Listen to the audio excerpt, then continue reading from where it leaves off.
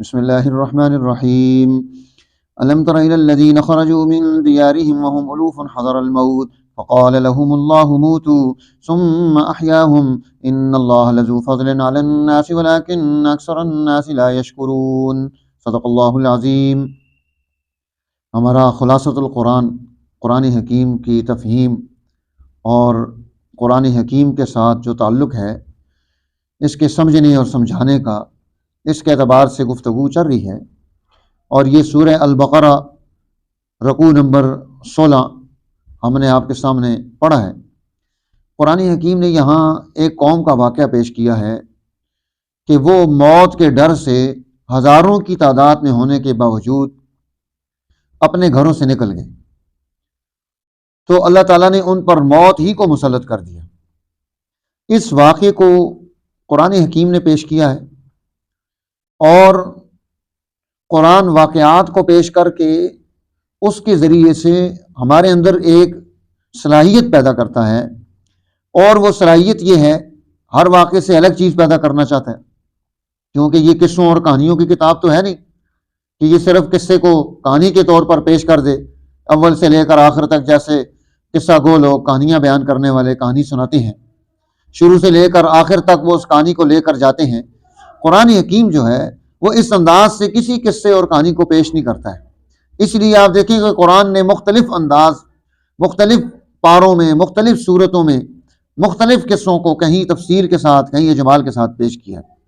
اب یہاں قرآن یہ بات بیان کرتا ہے کہ جب تم اپنے اندر جماعت نہیں پیدا کرو گے تو پھر جو ہے تم دنیا میں کردار نہیں ادا کر سکتے، اگرچہ تم ہزاروں کی تعداد میں ہو، ہزاروں جیسے بھیڑ بکریاں ہیں، بھیڑ بکریوں کا پورا ریوڑ بھی ہو تو وہ اس کے پاس چونکہ کوئی سوچ نہیں ہے، اس ریوڑ کے پاس وہ بیکار ہے، اسے ایک آدمی ہانک کر لے جا سکتا ہے۔ اور انسانی سوسائٹی میں انسان ڈر کس چیز سے رہا ہوتا ہے؟ موت سے ڈر رہا ہوتا ہے، مرنا تو ہے ہی ہے، جب مرنا ہے تو پھر موت سے ڈرنا کیا ہے؟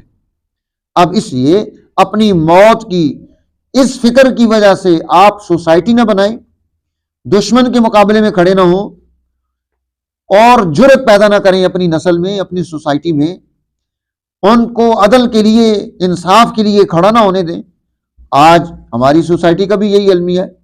آپ دیکھیں کہ اتنی لمبی لائن لگی ہوئی ہے آٹا لینے والوں کی کہ ہزاروں لوگ لائن میں کھڑے ہیں، آٹا لے رہے ہیں، عورتیں کھڑی ہیں، اور جو ہے 2-2 3-3 گھنٹے وہ لائن چل رہی ہے، بارش ہو رہی ہے تو بارش میں کھڑے ہیں، کوئی ان کا پرسان حال نہیں۔ کیوں نہیں؟ اس لیے کہ انہوں نے اپنے اندر خوف پیدا کر لیا۔ جس قوم میں خوف پیدا ہو جائے اور دشمن کے مقابلے کی ہمت وہ اپنی نسل میں منتقل نہ کریں تو پھر نتیجہ کیا پیدا ہوگا؟ حضور نبی اکرم سرور دو عالم صلی اللہ علیہ وسلم کے ساتھ جماعت ہے، حضرت سیدہ خنسا رضی اللہ تعالی عنہ اپنے بیٹوں کو اپنے سامنے بٹھاتی ہیں اور انہیں نصیحت کرتی ہیں کہ دیکھو تم میدان عمل میں، میدان جنگ میں دشمن کے مقابلے میں جا رہے ہو تو اپنے سینے پر تم وار کھا کے آنا، پیٹھ کے پیچھے وار کھا کے نہ آنا، ورنہ میں ماں اپنا دودھ معاف نہیں کروں۔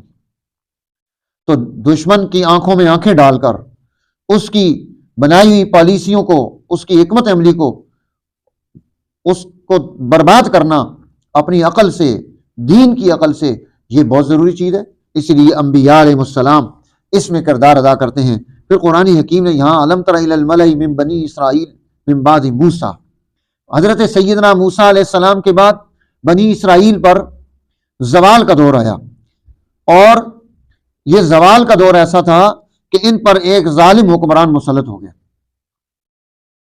وہ ظالم حکمران جالوت ہے، جس کے پاس فوج تھی، قوت تھی، وہ بہت طاقتور تھا، اس نے اپنی فوج کو ٹرین کر لیا تھا، اس نے ان بنی اسرائیلیوں کو اپنا غلام بنا لیا، اور ان کے تمام سلسلوں کو اپنے قبضے میں کر لیا، یہاں تک کہ ان کے پاس جو تابوت تھا جس میں سکون و اطمینان کے لیے انبیاء علیہ السلام کی چیزیں پڑی ہوئی تھیں، وہ ان سے چلا گیا، اور یہ پوری کی پوری قوم جو ہے نا وہ کیا ہو گئی؟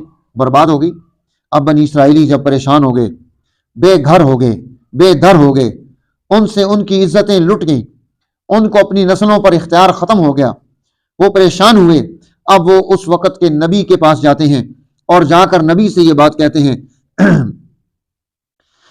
ابعث لنا ملکن، ہمارے لیے آپ ایک بادشاہ مقرر کر دیں، نقاتل فی سبیل اللہ، اب ہم اللہ کے راستے میں میدان عمل میں دشمنوں کے مقابلے میں کھڑے ہوں گے، ہم اپنی طاقت کا اظہار کریں گے۔ ظاہر ہے آپ اگر کوئی ڈسپلن نہیں پیدا کرتے تو آپ جو ہے دشمن سے لڑ بھی نہیں سکتے۔ ڈسپلن کے لیے پہلی چیز یہ ہے کہ آپ کا کوئی امیر، کوئی بادشاہ، کوئی سربراہ موجود ہو جس کے ماتحتی میں آپ آگے بڑھ رہے ہوں۔ اب نبی ان سے کیا فرماتے ہیں، حل عصیتم ان کتب علیکم القتال الا تقاتلوا، کہ جب تم پر قتال فرض ہوگا تو کیا تم لڑ سکو گے؟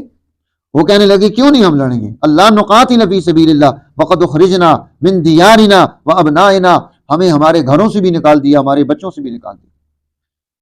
آج بھی دشمن نے ہمارے ساتھ کیا کیا ہے، ہمارا ملک ایک ایک چیز کر کے گروی رکھا جا رہا ہے۔ یہ کیا ہے، اخرجنا من دیارنا، یہ سٹیل مل گروی رکھ دو، یہ موٹر وے گروی رکھ دو، یہ فلانی جگہ گروی رکھ دو اور پیسے لے لو۔ اب جب پیسے واپس نہیں کر سکو گے تو وہ اس چیز پر آ کر قبضہ کرے گا، قانونی طور پر آپ کچھ نہیں کر سکیں گے۔ اور دوسری چیز انہوں نے کہی تھی وہ ابنائنا اخرجنا ابنائنا، ہمیں ہماری اولادوں سے بھی الگ کر دیا گیا۔ آج المیہ ہے، کوئی آدمی اس کی اولاد اس کے اختیار میں نہیں ہے، سب رو رہے ہیں۔ وہ لوگ پیروں کے پاس جاتے ہیں، جی کوئی دم کر کے دو، ہماری اولاد بات نہیں مانتی، پیروں کی اولاد ان کی بات نہیں مانتی، وہ پیر خانے میں ہیں اور وہ موبائل لے کے بیٹھے ہوئے ہیں۔ اب کوئی کسی کے اختیار میں نہیں، اولادیں ان کے اختیار میں نہیں رہیں، اب یہ کیسے اپنے اختیار میں لائیں گے؟ دشمن ان سے جو مرضی یا کام کرا لیں۔ فرمایا فلما کتب علیہم القتال، اب جب ان پر یہ قتال فرض کر دیا گیا، تولوا، اب وہ پھر گئے، الا قلیلا منہم، ہاں تھوڑی سی جماعت تھی جو ثابت قدم رہی۔ فرمایا اللہ ظالموں کو جانتا ہے۔ پھر فرمایا وقال لهم نبیہم، اب نبی نے انہیں کہا ان اللہ قد بعث لکم طالوت ملکا، اللہ نے تمہارے لیے طالوت کو ملک بنا دیا ہے۔ اب وہ کہنے لگے انا یکون له الملک علینا، اس کو ہمارے اوپر حکومت و سلطنت کا اختیار کیسے ہو سکتا ہے؟ ونحن احق بالملک منہ، ہم زیادہ حقدار ہیں کہ ہمیں حکومت ملے۔ ولم یؤت سعۃ من المال، اس کے پاس تو پیسے ہی نہیں ہے، جس کے پاس پیسے نہیں وہ کیسے بادشاہ بن سکتا ہے؟ جیسے آج آپ کی سوسائٹی میں ایک غریب آدمی سوچ سکتا ہے کہ وہ جو ہے نا پارلیمنٹ تک جائے گا؟ کیوں؟ لاکھوں کروڑوں روپے خرچ کروا دیے جاتے ہیں پارلیمنٹ تک پہنچنے کے لیے۔ تو ایک مخصوص طبقہ ایلیٹ کلاس جو ہے اور وہ جو الیکٹیبل ہیں وہی وہاں پہنچیں گے، سوسائٹی کا عام آدمی کیسے پہنچ سکتا ہے؟ وہ بھی اب وہ ان کی بھی یہی سوچ تھی کہ حکمرانی کے لیے مال کا ہونا شرط ہے، جس کے پاس مال ہو، اب مال ہو اور عقل نہ ہو تو اس مال کو کیا کرے گا؟ اس لیے فرمایا ان اللہ اصطفیٰ، اللہ نے اس کو پسند کیا ہے تمہارے لیے، اور وزادہ بسطۃ فی العلم والجسم، اور اللہ نے اس کو جو چیزیں عطا کی ہیں تم سے وہ دو چیزیں ہیں، بسطۃ فی العلم، اس کے پاس سسٹم کو رن کرنے کی، سسٹم کو چلانے کی، اسے قائم کرنے کی علمی صلاحیت موجود ہے، جس کا علم رکھتا ہے۔ جس کے پاس علم نہیں وہ سماج کو کیسے، جس کو سماج کا پتہ ہی نہیں۔ آج آپ اپنے حکمرانوں کو دیکھ لیں کہ انہیں یورپ سے لوگ آ کر ڈیٹا بنا کر دیتے ہیں، جو آپ کے پنجاب کا صحت کا وزیر ہے اس کو یورپ کی کمپنیاں آ کر ڈیٹا بنا کر دیتی ہیں کہ آپ کے پنجاب میں اتنے اسپتال ہیں اور اتنے بیڈ ہیں اور اتنے مریض ہیں اور اتنا حساب کتاب ہے، یہ ان کو کک پتہ نہیں۔ تو میرے دوستو، جب آپ علوموں کو اپنی حکمرانی دے دیں گے تو نتیجہ کیا پیدا ہوگا؟ یہ انگریز کا دور تھا اور امام شاہ عبد العزیز محدث دہلوی وہ درس قرآن حکیم دلی میں دیتے تھے، تو جو انگریز کلکٹر تھا وہ ان کے درس قرآن میں جا کر بیٹھا کرتا تھا۔ تو کسی نے اس کو پوچھا کہ ادھر تو تم کہتے ہو کہ یہ لوگ فقط یہی لوگ ہیں جنہوں نے ہمارے ساتھ دشمنی کی، ہمیں مستحکم نہیں ہونے دیا، نسل کو ہمارے خلاف کھڑا کیا، اور پھر ان کے درس میں بھی آ کر بیٹھے ہوئے۔ وہ کہنے لگا تمہاری قوم کا عجیب حال ہے، جو تمہاری قوم کا الو ہے وہ لال قلعے میں بیٹھا ہوا ہے، اور جو تمہاری سوسائٹی کا سب سے عقل مند ترین آدمی ہے یہ اس بوریے پر بسترے پر بیٹھ کر چٹائی پر بیٹھ کر یہاں تعلیم دے رہا ہے۔ اس کے علم سے، اس کی عقل سے، اس کی بتائی ہوئی بات سے ہمارے اندر بھی علم اور عقل اور صلاحیت پیدا ہوتی ہے، اور ہم ان صلاحیتوں سے اپنے ملک کے نظم و نسق کو چلانے میں استفادہ کرتے ہیں۔ اب آپ دیکھیے کہ دشمن وہ بھی تعریف کر کے جائے، اب وہ عقل، وہ علم، وہ صلاحیت جو سسٹم پیدا کرتی ہے وہ تو اور چیز ہے۔ آج ہمارا المیہ ہے، ہمارے ملک کی ساری جماعتیں اپنی نسل کو انہوں نے سسٹم چلانے کی صلاحیت نہیں دی ہے۔ قرآن حکیم صرف تعویذوں گنڈوں کے لیے رکھا ہوا ہے، یا قرآن حکیم دوسرے فرقوں پر فائر کرنے کے لیے رکھا ہوا کہ قرآن کی آیت پڑھی اور کسی فرقے پر بندوق چلا دی، فائر کر دی، بس۔ اس کے علاوہ قرآن سے سماج، قرآن سے سوسائٹی، قرآن سے انسانی زندگی، قرآن سے معاشی زندگی، قرآن سے عدالتی زندگی، قرآن ہماری زندگی میں جو تبدیلیاں پیدا کرتا ہے ان میں سے کسی چیز پر کوئی بحث نہیں ہے۔ ساری بحثیں لا یعنی ہو گئیں، بیکار ہو گئیں کہ اس کا نتیجہ انسانی سوسائٹی کو نہیں ملے گا۔ آج ہمارا المیہ ہے، یہی المیہ پچھلی قوموں میں بھی تھا، وہ یہی کہتے تھے کہ ہمیں علم نہیں چاہیے، ہمیں تو پیسے والا حکمران چاہیے۔ فرمایا والجسم، اس کی دوسری خوبی یہ ہے کہ اس کے اندر طاقت موجود ہے، یہ نظم و نسق پیدا کر سکتا ہے، یہ فوج بنا سکتا ہے، یہ سسٹم کو چلانے کے لیے لوگوں کے اندر جو ہے وہ اس سسٹم کی صلاحیت پیدا کر سکتا ہے، جس کے اندر یہ علم اور جسم دونوں چیزیں ہوں گی تو وہ آگے کام کرے گا۔ واللہ یؤتی ملکہ من یشاء، اللہ جسے چاہتا ہے اپنا ملک عطا کرتا ہے۔ فرمایا دیکھو وقال لهم نبیہم، اب نبی انہیں سمجھا رہے ہیں، ان آیت ملکہ، اس کے ملک کی نشانی یہ ہے، ان یأتیکم التابوت، یہ تمہارے پاس وہ تابوت لے کر آئے گا، فیہ سکینۃ من ربکم، جس میں تمہارے رب کی طرف سے تمہارے لیے سکون و اطمینان موجود ہے، وبقیۃ مما ترک آل موسیٰ وآل ہارون، اور اس میں وہ بقیات موجود ہیں جو آل موسیٰ اور آل ہارون کی تھی۔ ان دونوں انبیاء کے خاندانوں کی جو باقیات تھی، وہ چیزیں اس تابوت میں موجود تھی، وہ وہاں سے غائب ہو گیا تھا۔ اب انہوں نے جب یہ نشانی دیکھی، بادل ناخواستہ قبول کرنا پڑا۔ اب اللہ تعالیٰ نے جو جالوت کی قوم تھی، جو اس تابوت کو لے کر گئی ہوئی تھی، انہوں نے چھپایا ہوا تھا، جہاں وہ چھپایا ہوا تھا وہاں طاعون پیدا ہو گیا، بیماری پیدا ہو گئی، لوگ مرنا شروع ہو گئے۔ وہاں سے اٹھا کر دوسری جگہ رکھا تو پھر طاعون پیدا ہو گیا، تیسری جگہ رکھا وہاں بھی یہی کام ہوا۔ اب وہ سمجھ گئے کہ اس تابوت کی وجہ سے ہمارے لوگ مر رہے ہیں، یہ نحوست ہے۔ اب انہوں نے اس کو نحوست سمجھ کر اس کو بیل گاڑی پر لادا اور بیل گاڑی کو باہر ہانک دیا، فرشتوں نے اسے وہاں سے لیا اور لا کر جانا اس کو دے دیا۔ اب اس نے اس کو حاصل کیا اور قوم کے سامنے پیش کر دیا۔ اب جب پیش کیا تو قوم تیار ہوگی کہ اب یہ سارے نکل پڑے۔ ہم لوگ جو ہے نا وہ بڑا جذباتی کام کرنا ہو تو ہم سارے تیار ہیں، اللہ گلا کرنا ہو، کوئی بڑا اجتماع کرنا ہو، کوئی روڈ بلاک کرنا ہو تو سارے چل پڑیں گے۔ لیکن کوئی اپنے اندر نظم و نسق ڈسپلن پیدا کرنا ہو، کوئی مسلسل جہد مسلسل کرنی ہو، کوئی اپنے اندر تنظیمی صلاحیتیں پیدا کرنی ہو تو اس کے لیے ہم تیار نہیں ہیں۔ تو اس قوم کا بھی یہی حال تھا، وہ سارے کے سارے نکل پڑے، بہت عظیم الشان لشکر، وہ کوئی 80,000 83,000 1 لاکھ کے قریب لشکر، وہ سارا کا سارا ان کے ساتھ چل پڑا۔ فلما فصل طالوت بالجنود قال ان اللہ مبتلیکم بنہر، اب جب اس نے اپنے لشکر پر نگاہ ڈالی تو اس نے کہا یار یہ تو نکل تو سارے پڑے ہیں لیکن یہ ان میں سے صلاحیت والے تو ہیں نہیں ہیں، ہاں جی، اور دشمن کے مقابلے میں راستوں کے جانا تکلیفیں اور صعوبتیں سفروں کی کوئی آسان کام تو نہیں ہوتا، اس کے لیے تو فوج کو ٹریننگ دینی پڑتی ہے، جیسے فوجی ہے اور اس کو رنگ روٹ اس کو جو ہے نا ٹریننگ دی جاتی ہے، اس سے الٹے سیدھے ہر طرح کے کام کرائے جاتے ہیں کہ وہ ہر چیز کے لیے تیار ہو۔ ایک جو ہے نا وہاں پر اس کو سیٹی بجائی جاتی ہے اور وہ سارے سوئی اٹھ کے جناب وہ باغ میدان میں کھڑے ہوتے ہیں، تو انہیں یہ ٹریننگ دی جاتی ہے۔ اب اس نے دیکھا کہ یہ سارے جمع ہو گئے اور ان کے اندر صلاحیت نہیں، یہ لڑ نہیں سکتے، یہ دودھ کے مجنو ہیں، دودھ کے مجنو ہیں، یہ کیا لڑیں گے۔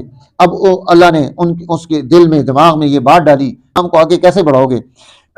قال ان اللہ مبتلیکم بنہر فمن شرب منہ فلیس منی، اس سفر کے بعد جب تم یہاں پہنچو گے راستے میں کچھ کھانا پینا نہیں ہے، جب وہاں پہنچو گے نہر آئے گی اور نہر پر پہنچ کر جو ہے نا فمن شرب منہ فلیس منی، نہر سے کوئی آدمی پانی نہیں پیے گا، اگر پانی پیے گا تو ہماری فوج میں نہیں رہ سکتا۔ ومن لم یطعمہ فانہ منی، جو اس کو نہیں چھکے گا وہ ہمارے ساتھ جا سکتا ہے۔ ہاں الا من اغترف غرفۃ بیدی، ایک چلو بھر کے اپنا منہ خشک کر جو ہے نا اس کو تر کر سکتا ہے۔ اب جب وہ وہاں پہنچے تو جیسے آج کل رمضان ہے، اب تو ماشاءاللہ رمضان جو ہے نا وہ آ رہا ہے، سردیوں کا اتنا مسئلہ نہیں ہوتا، لیکن جب رمضان ہو نا خوب گرمی کا اور روزہ ہو، صبح سے شام تک بندہ پیاسا ہو، تو شام کو سب سے پہلے وہ بڑا سارا بٹھل لے کر ڈھانپتا ہے سارا پانی اندر۔ جب پانی اندر گیا نا تو معدہ خالی تھا، اب وہ جناب مغرب کی نماز بھی گئی، عشاء تک وہ ادھر ہی پڑا ہوا ہے، پیٹ اپر گیا اور جو ہے نا تکلیف ہو گئی، نہ کھا سکتا ہے، نہ بیٹھ سکتا ہے، نہ رکوع کر سکتا ہے، نہ مغرب پڑھی، نہ عشاء پڑھی، اسی طرح ٹائم گزر گیا۔ کیوں؟ پانی زیادہ پی لیا۔ تو انہوں نے بھی وہی کیا، فشربوا منہ، سب گئے جناب غٹا غٹ انہوں نے بھر بھر کے پیے مٹکے، پیٹ بھر لیے، الا قلیلا منہم، اب چھوٹی سی جماعت باقی رہ گئی تھی، فلما جاوزہ هو والذین آمنوا معه قالوا لا طاقت لنا اليوم بجالوت وجنودی، اب جب وہاں سے آگے نکلے تو جرأت ہی نہیں تھی، وہ جانا جی پہلی حکم عدولی کر چکے تھے، اور اس حکم عدولی کے بعد ان کے اندر جانا چلنے کی صلاحیت بھی ختم ہو گئی تھی، تو اب وہ مقابلے کے لیے اب جالوت کے ان کے اندر طاقت نہیں تھی۔ تو اللہ تعالیٰ نے یہ بات سمجھائی، کم من فئۃ قلیلۃ غلبت فئۃ کثیرۃ باذن اللہ، ایک چھوٹی سی جماعت جس کے اندر ڈسپلن موجود ہو، جو کسی نظم و نسق کے تحت چل رہی ہو، وہ بڑی بڑی جماعتوں پر غالب آ سکتی ہے، لیکن بہت بڑی جماعت جس میں کوئی ڈسپلن اور نظم و نسق نہ ہو، وہ بیکار ہے، وہ ریوڑ ہے، اس کی کوئی حیثیت نہیں ہوگی۔ ان اللہ مع الصابرین، اللہ صبر کرنے والوں کے ساتھ ہے۔ ولما برزوا لجالوت وجنودہ، اب جب وہ دشمن کے مقابلے میں پہنچے تو اللہ کی بارگاہ میں وہاں دعا مانگ رہے ہیں، کیا دعا مانگ رہے ہیں؟ ربنا افرغ علینا صبرا، اے اللہ ہم پر صبر کے دھانے کھول دے، وثبت اقدامنا، ہمارے پاؤں جما دے، وانصرنا، ہماری مدد فرما، علی القوم الکافرین، اس کافر قوم پر، فہزموہم باذن اللہ وقتل داؤد جالوت، حضرت سیدنا داؤد علیہ السلام اس لشکر میں موجود تھے اور انہوں نے جالوت کو قتل کر دیا، جسم جانا پورا کا پورا زرہ کے اندر تھا اور ایک اس کی آنکھ کی جگہ خالی تھی، تو سیدنا داؤد علیہ السلام نے غلیل میں پتھر رکھا اور اس پتھر غلیل کو کھینچا، سیدھا آنکھ پر آ کر لگا اور جانا وہ گر گیا، وہ گرا، انہوں نے پکڑ کر اس کو قتل کر دیا۔ جب وہ قتل ہوا تو اس کی فوج بھاگی۔ اب حضرت سیدنا داؤد علیہ السلام کی حکمت عملی سے حضرت طالوت جو تھے بادشاہ، وہ کامیاب ہو گئے، اور اس طرح اللہ تعالیٰ نے بنی اسرائیل کو وہاں آزادی دی۔ اور اس کے بعد حضرت سیدنا داؤد علیہ السلام کا پورا دور ہے بنی اسرائیل کا کہ آپ اللہ کے نبی بھی ہیں اور نبوت کے ساتھ ساتھ آپ کے پاس حکمرانی بھی موجود ہے۔ اللہ تعالیٰ نے یہاں یہ بات ہمیں سمجھائی، دیکھو کہ اللہ انسانوں کو ہی پیدا کر کے، ان کے اندر صلاحیت پیدا کر کے، ان سے دوسرے انسانوں کو زمین میں موجود فساد کو کیا کرتا ہے؟ دفع کرتا ہے، اور اللہ کا فضل عالمین پر چل رہا ہوتا ہے۔ فرمایا تلک آیات اللہ، یہ ہیں اللہ کی آیات، نتلوہا علیک بالحق، ہم آپ کے سامنے حق بیان کر رہے ہیں، وَإِنَّكَ لَمِنَ الْمُرْسَلِينَ، آپ بھی رسولوں میں سے ہیں، آپ کی رسالت اور نبوت وہ ان سب رسولوں اور نبوتوں سے اعلیٰ ترین ہے، تو آپ کو اللہ تعالیٰ کیوں کامیابی نہیں دے گا؟ حضور علیہ السلام کو تسلی دی ان واقعات کے ذریعے، اور آج ہمارے لیے بھی یہ تسلی ہے کہ اگر آج ہم اپنے اندر یہ صلاحیت پیدا کر لیں گے تو اللہ کی مدد جس طرح ان کے ساتھ آئی تھی اسی طرح آج بھی اللہ کی مدد آ سکتی ہے، شرط یہ ہے کہ ہم اپنے اندر یہ صلاحیت پیدا کر لیں۔ یہ دوسرا پارہ تفسیر کا مکمل ہوا، اللہ تعالیٰ ہماری اس محنت کو قبول فرمائے۔ وآخر دعوانا الحمدللہ رب العالمین۔ شکریہ۔